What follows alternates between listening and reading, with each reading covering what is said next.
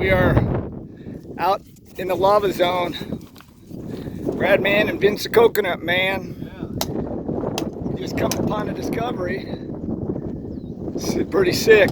It's a coconut tree with coconut still intact. We just busted one open and cooked the inside to ashes. It's crazy. We're gonna take one back and experiment. I'll do a quick look at where we're at. You can see Mauna Kea in the background. So if you look this way, that's the lighthouse, Pacific Ocean.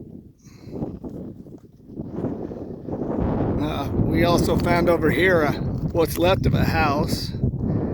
It's the bricks and stuff. We found port tile, found melted glass block.